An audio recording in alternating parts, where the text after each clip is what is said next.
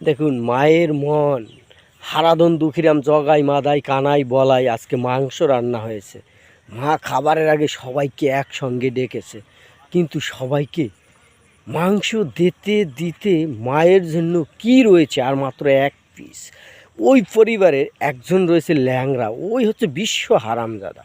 লাস্টের বেলায় ও বলছে মাকে যে মা আমাকে আর এক পিস মাংস দাও না। এক পিস ছিল দেখেন, তাও মা দিয়ে দিল। এই ল্যাংড়াকে মা হচ্ছে সব থেকে বেশি ভালোবাসত, কিন্তু এই মায়ের ভালোবাসার কতখানি মূল্য তারা শেষ পর্যন্ত দেয় ভিডিওটা দেখতে থাকুন। প্রত্যেকটা ছেলে এক এক করে যখন বিয়ে করে মা তখন আস্তে আস্তে পরিবারে অবহেলার পাত্র হয়ে যায়। শেষ পর্যন্ত মায়ের অবস্থান কোথায় হয় জানেন?